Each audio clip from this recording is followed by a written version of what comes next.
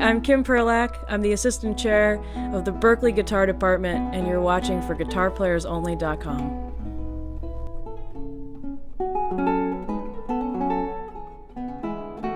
Hi everyone, John Liebman here. You're watching for GuitarPlayersOnly.com. Coming to you today on the campus of Berklee College of Music in Boston, Massachusetts, with our special guest today, Kim Perlak. Hi, Dr. Perlak. Hi, John. How are you? I am great. Thank you for inviting us into your office, and we always love being at Berklee, and it's such a great place, and thank you for taking a few minutes of your time with us, and so our followers can get to know you. Oh, it's my pleasure. You've got an interesting background. You're the assistant chair of the guitar department here, and I had always thought of you as a classical guitarist, which is what you are, but I looked around your office and I also saw pictures of Jimmy Page and Stevie Ray Vaughan and some other folks, so you're well-rounded. I think there's a rocker in there somewhere too. But I know you spent some time in Austin. You went to school down there, but you're originally from Massachusetts. Why don't you give us the story? Well, how would you describe your musical upbringing and how you became a guitar player? Okay, I started on the piano. My mom was a piano teacher. That was probably very helpful, actually, starting on piano. It was great. And we had music in our house all the time because all of our friends were my mom's students. So we would come home from the school bus and they would run in and go to their lesson, and in between we would ride bikes and get to hang out there. So all kinds of music, or like Go Tell Aunt Rhody music, or everything you can imagine was coming out of that house, you know. And so then when I was 10, I got a guitar and I started playing rock music. I started playing folk music, and then got into Jimmy Page. And okay, I gotta jump in already. What did your mom like to play or listen to when she wasn't with her students? What did you hear in that context? She was a wonderful classical musician. Okay. And coming up the street, she'd open all the windows and play on a baby grand piano, and you'd hear Chopin minute waltzes and all kinds of things coming out of the house. So what about your peers? Was that cool that she was into classical music, or would it have been cooler if she was playing, Jimmy Page stuff adapted for the piano? No, I think they loved it, and she went with them. She had things that, what do you want to do, was her idea. What would get you inspired? And so she spent a lot of time as well after we went to sleep learning songs that they were interested in. And what a cool mom. Yeah, she was great. How much did she get into the theory and what's behind the notes rather than just, pushing buttons? Quite a bit, because in piano there is a really good pedagogy for students starting very young, in which it's common to have a theory lesson alongside your repertoire lesson. And that was really good for me because it started me off on a good path to understand the guitar when I picked that up as then my second instrument. Okay, what inspired you? Well, I guess just living in our culture and our society has probably had a lot to do with what inspired you to pick up guitar, but how did it come to be in your situation? I think you're right. I think in America, everything's got a guitar in it. And my dad, by contrast, was not a musician, but his college roommate ran the radio station at their university. So he had a lot of great records. And he would give me the great guitar ones. And he gave me the Led Zeppelin records that had solos that had where the guitar would use your fingers, which was not unlike the piano. And I really was inspired to do that kind of playing. So that's what got me into the guitar. Having an instrument that I could take into my room, and you couldn't hear it throughout the whole house like you could hear the piano. So it became really my thing to do. And then as I started to play it, the early teachers I had said, well, the more you work on your technique, the more you understand the instrument, the more music you're going to be able to play.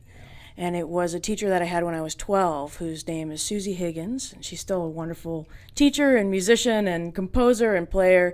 And she said, well, you should check out the classical guitar. And at first I was skeptical because I thought, well, I just did the classical piano and I want to do something different. But she said, no, this will allow you to really play a lot of the music you love, and you may surprise yourself. And she was absolutely right.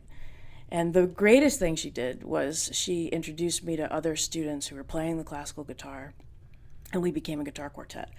So all through high school, instead of having a rock band, I had a classical guitar quartet.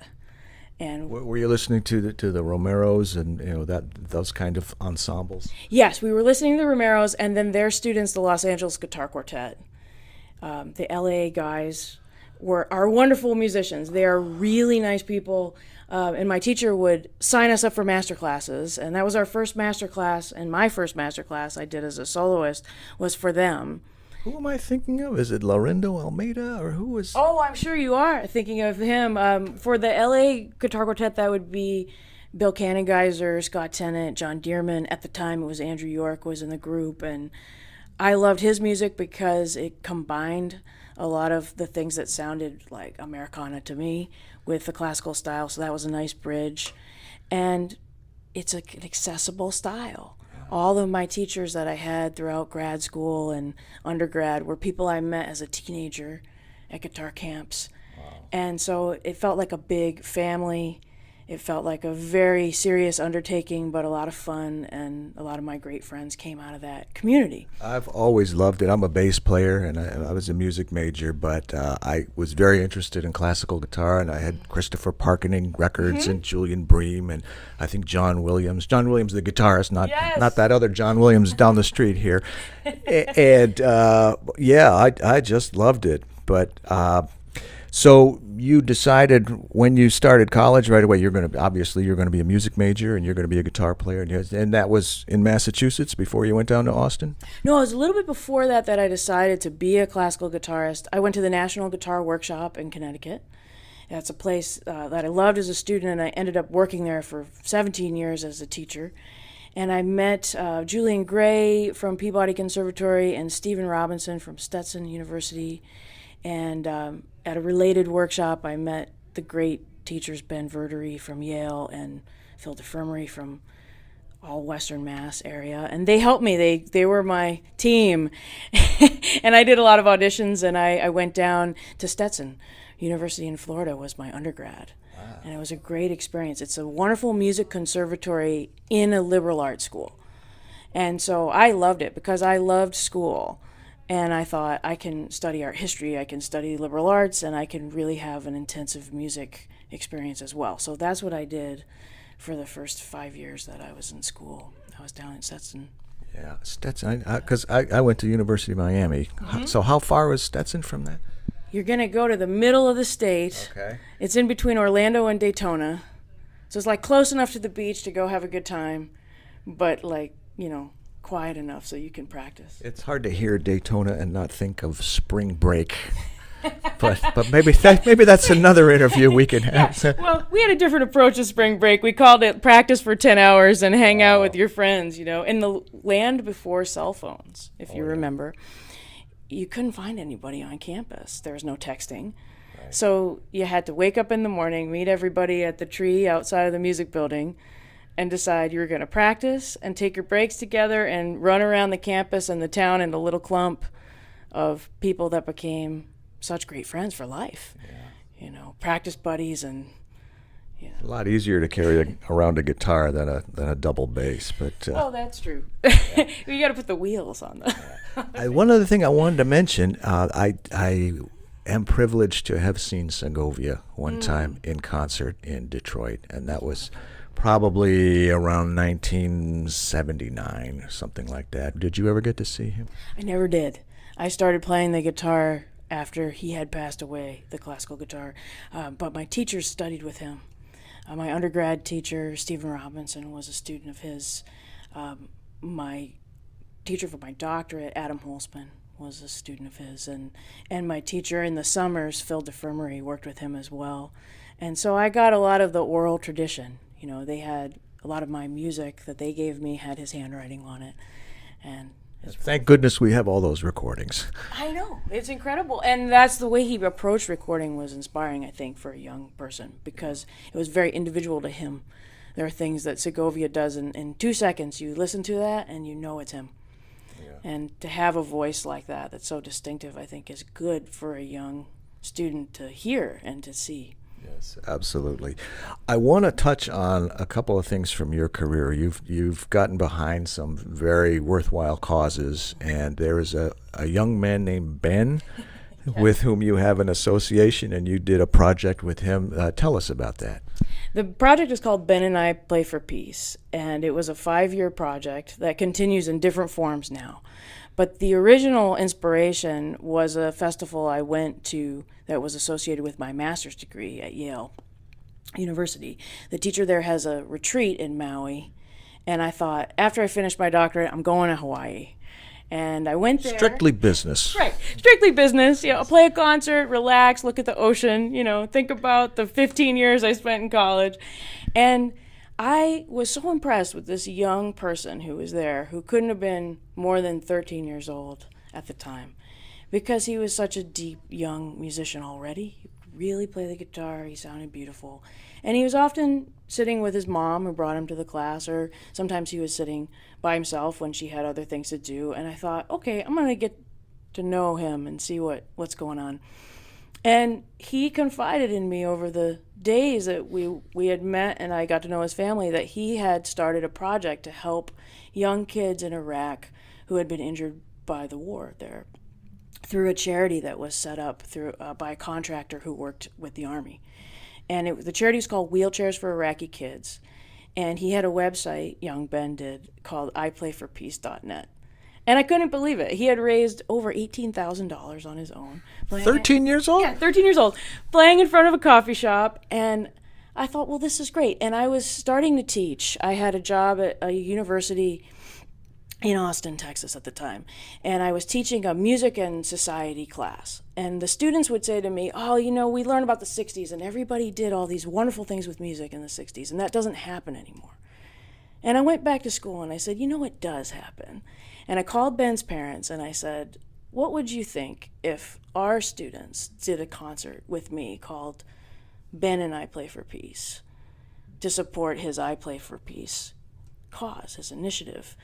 Would you be okay with that? And they said, yeah, we would love it. And so then I thought, well, this is great, but if we're going to do this, we really have to do it. So then I thought, okay, what can we mobilize with the students? And we thought, well, we can get T-shirts, and we can make stickers, and we can get all the musicians we know to play on the concert, and we can raise money for this wonderful charity and assist these members of our military in helping the kids. And Ben came down, and the first concert was a huge success. And then we thought, we're going to keep doing it. So over 5 years, we raised a lot of money. We ended up supporting Wounded Warrior Project, as well as Wheelchairs for Iraqi Kids. And when the war ended in Iraq, the project had to change. The Wheelchairs for Iraqi Kids had to change. And so we really went with Wounded Warriors. And more veterans were taking my class because they were coming on the GI Bill to college. So we started a program called the Veterans Guitar Project in Austin. And I just started teaching for free. I said, if you take my class and you want to play the guitar and you've served our country, come, it's free. And I got to know quite a few people through the VA, through different projects who kind of came through the door. And one was a retired colonel who is a chaplain for the Army and an Episcopal priest. And he really took over a lot of we'll have the class, and then we'll get together and the guys can talk about all the things they need. And so over the 5 years of Ben and I, we raised all this money for charity. We had hundreds of students involved and all kinds of community support. And now that I'm here, the project continues in Austin with a veterans guitar group that meets every week with a teacher who is actually a Berklee alum. So it all comes full circle. Is there a place, if any of us wanted to support the cause, is there a website? Is there a place where people can go? Yes, there's 2 places. You could go through my website and connect through that. Which is? KimPerlak.com. KIMPERLAK. You got it. That's right. And also, it's supported by the Armstrong Community Music School in Austin, Texas. And that's the umbrella organization that helps with the funding and provides a beautiful school, an absolutely beautiful school. So the Veterans Guitar Group takes it over every Sunday, and they're able to continue. Well, good for you. That is truly inspiring. Well, thanks. I mean, honestly, Ben was a big inspiration for me because he was a young person and He's a man now, right? he is. He's at Stanford University. Hi, Ben. He is at Stanford, and he's going to do great things. Obviously, he's going to do great things. But one of the things he said when we were, doing some of the promotional things and really talking about the project was, he said, "I care more about what music does than what music is." And I thought, well, it does so many things, and it's the truth of music. Sure. It's one of the great truths. And in addition to that, these students were coming to me with needs. There were so many people, because Austin is a big military town. You have Fort Hood not too far away. Oh, yeah. And a lot of people would come with injuries. They would say, I need something to help my fine motor skills because of an injury I have. And I would think, okay, well, the guitar does that, and if you're going to land in my class, then I'm going to help you. Or, I need a way to write these songs to get out some of the things I've been thinking about. Well, all right, I can learn how to do that, or get you where you need to be. And so much of teaching and music is, how do you really connect with the people who come through your door? It's beautiful how you help other people. It's beyond what we would just call music therapy. It's physical therapy too, mm-hmm. using music. Let's switch gears and talk a little bit about Berklee. That would be great. Because I think most longtime Berklee people would agree that it used to be kind of known as a guitar school or a guitar factory, and it's so much more than that. My wife and I have been here just throughout the week. Our son went through the 5-week program this year and last year over the summer, and there's so many incredibly talented kids that some of them are just too young to be so good. But not just guitar players. We saw some bass players, drummers, violinists, vocalists, and percussionists. But tell me about within the guitar circle. Not everybody obviously wants to be a shredder or a rocker or a jazzer, and it's great that there are opportunities for those people who want to pursue those genres and those styles. But tell me, I really don't know much about this. Is there a pocket of guitar players that are really focused on classical and wanting to go on and become professional classical guitar players and performers? Yes, I think that there are pockets of guitar players that want to go on to be professionals in every style, and that's the unique thing about Berklee. I think that every style is represented here at such a high level. Talk a little bit about the classical part. Okay, so I'm really excited as a classical guitarist here. We have a faculty that I think is excellent. We have Berta Rojas, who's joining us in the fall. She's our newest one, so I'll start there and go backwards. She is a Paraguayan guitarist, and everybody can have fun looking her up. She's been in commercials for Toyota playing the classical guitar. She is a major music figure in her Berta, country. What is her name? Rojas. Oh, Rojas. Yeah. Okay. And she's just a wonderful player. She specializes in the music of Barrios, which is the music of her country, Agustin Barrios. And she just is an open, wonderful musician who's played with wonderful jazz musicians, including Paquito Rivera, Oscar Stignaro, who's on our faculty. I interviewed him last year, as a matter of fact. I have another site called forbasspleyersonly.com, so I interviewed a whole bunch of the bass faculty as well. Oh, that's fantastic. So she's joining our faculty as a representative of the classical style on our faculty. So that's fantastic. I'm happy to be here. I've been here for 4 years, and since coming here to Berklee, I've really gotten to take lessons in free improvisation and add that into the interpretive work that I do. In the classical milieu?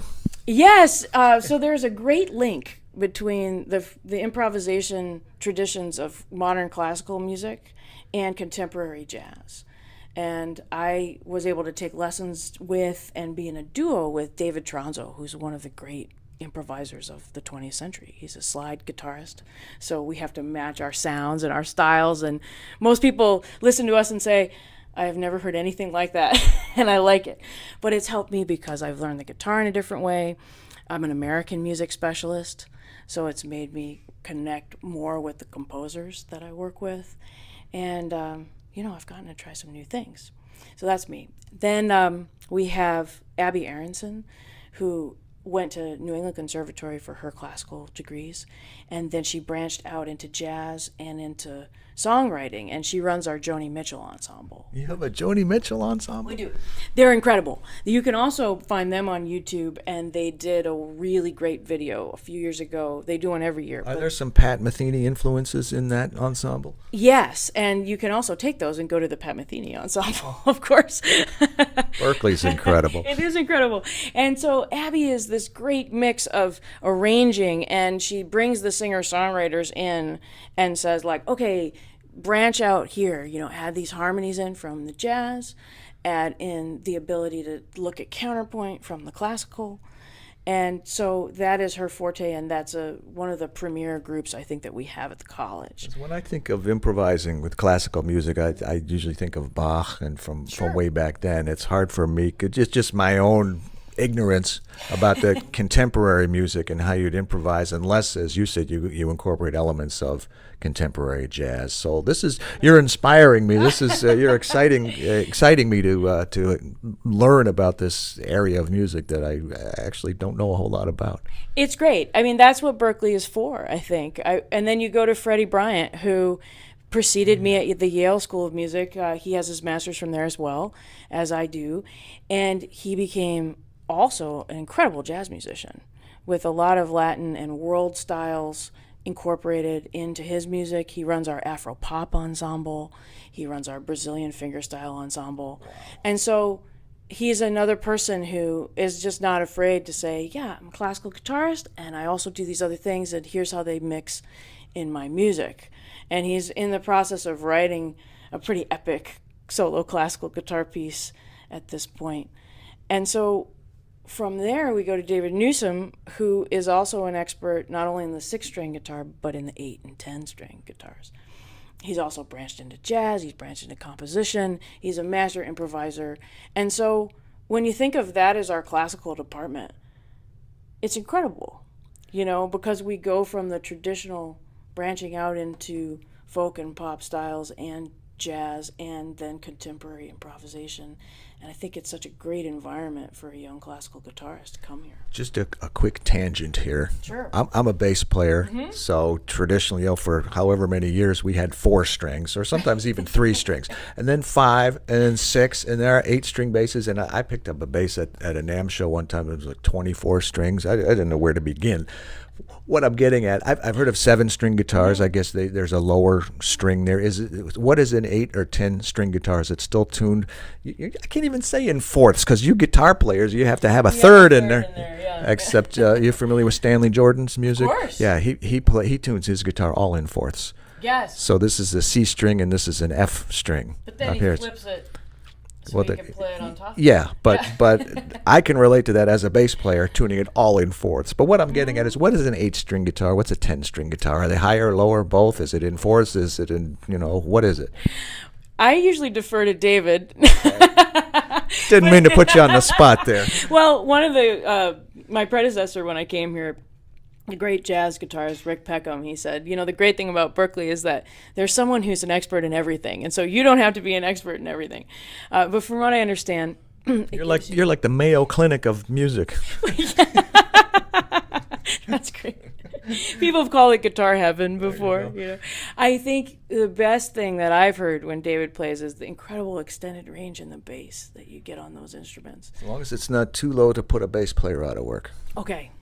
Fair enough. Well, we have a good relationship with the bass department. We want to keep it. So, yeah. Steve Bailey, been my buddy for 30 years. We went to University of Miami together. Oh, that's fantastic. Let's talk about what you're holding in your lap there, Kim. What do you got there? I got a Tom Humphrey Millennium style guitar. This was made in 1990. It's Brazilian rosewood back and sides and a spruce top. And it's a wonderful story. Many of the guitarists who know Tom can't help but smile when you hear his name, because he was a character, an artist, a creative genius in many ways. And he came up with this idea to have a raised fingerboard on the guitar and a body that tapers. And then that way you can get up into the higher positions without a cutaway. And you get a really beautiful, warm, full sound. And he also... Give us a taste. A little taste. All right. Again, I'm putting you on the spot. Okay, let's see if I can rearrange myself and just give you a little bit. What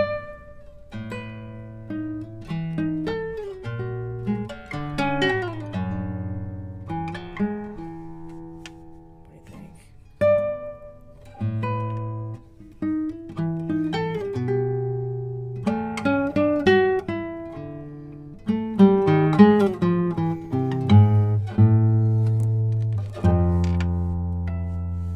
That sounds contemporary. That's beautiful. What kind of strings are those? You're a long-time D'Addario person, aren't you? I am a long-time D'Addario person. Tell us why. Well, I mean, first of all, I love the strings, and I love the sound of them. On the guitars that I play, they bring a real warmth to the brighter wood of the spruce top, which is what I really like. And that's on across the board, on the Collings that I play, which is the steel string guitar that I play, and on the electric nylon string, which is made by Kurt Sand from California. I started on them because a lot of my teachers were early D'Addario artists. They knew Jim, and they did the D'Addario debuts at Merkin Hall, and I had their baseball cards. You know, they used to put baseball cards, pictures of the artists in the strings. Was there bubble gum with them? No, but we didn't need it. The strings were enough. We didn't need the bubble gum. You know, probably also would be sticky, I would think. You know, and so I always thought they were great, and I tried a lot of other strings that were fantastic, but I always went back to D'Addario. You know, I've interviewed over 500 bass players, and we're coming up on 100 guitar players. And I'm talking about guys from Gary Carr and the classical end to Geezer Butler from Black Sabbath and everybody in between. And it's amazing all the different styles and genres of music that these people play, and how often D'Addario comes up as the string of choice, whether you're playing rock, metal. I don't know if Geezer uses D'Addario, that's an example, but I know Gary Carr uses the Kaplan strings, which are made by D'Addario. And for classical guitar, and they make more than just strings too. It's stuff for woodwinds and mouthpieces and things like that.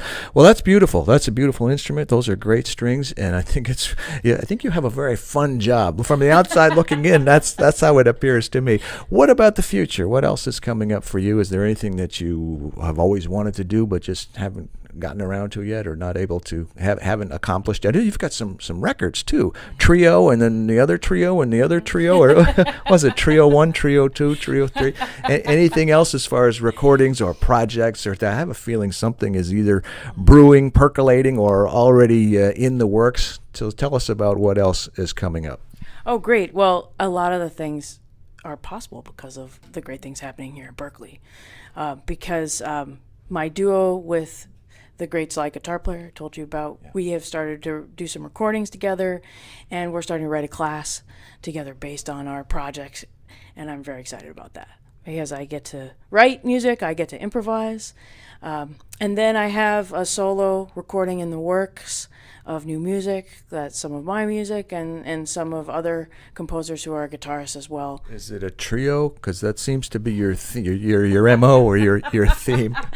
I did have a trio. I played in a great trio at Yale, but now I'm more in a duo mode. I'm in a duo mode. Duo meaning with another guitar player? Yes. So it's with David Tronzo, who's a slide guitarist who's on the faculty here. And actually, our joke the other day was that we should be a trio because we sound so much better with our recording engineer. He's a wonderful faculty member as well, jazz guitarist, and has a studio, and just made us sound amazing. And so we heard their rough mixes, and then we heard his masters, and we said, okay, now we're a trio because we're with you. So I'm thrilled about that project. We should do some duo stuff. I'll get my upright bass, and you get your guitar, and we'll just like Joe Pass and Niels Pedersen. That's a great sound, yes, right? The bass and the guitar is a great sound. It's a great sound. See how things happen. That's and right. See what's what. It's all about meeting people, right? And working together. And that's been a great thing about being here at Berklee, because when I think it seems like on some level it's gone by so fast, the first 4 years. Yeah. And then I look at all of the great things that have come from being in this community of musicians.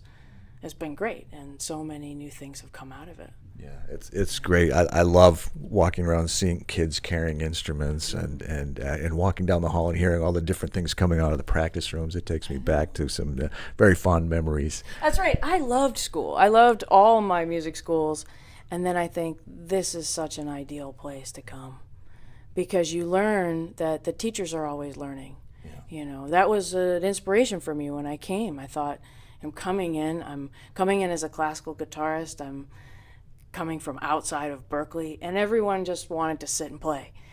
And I thought, these are the people I want to learn from, the people who are on our faculty. Well, I bet you're learning an awful lot from the students, too. Absolutely. And it's good to see, for them to know that, you know, you come here and you're part of a community, and you're teaching people, and they're teaching you, and you're here to learn from them, and they're all learning from each other. It's not that we have all the answers. You know, I think it's good for them to see us sweat a little bit, you know. They come in when they see me working on things, and they know it's not easy for me, and they realize, okay, this is just a path that we're all on together, and I think that's really good. There's so much more that we can talk about, and there's so much more that I want to ask you and learn from you, but I want to wrap it up with one. I'm going to throw you a curve here. Okay. What would you be if you weren't a guitar player?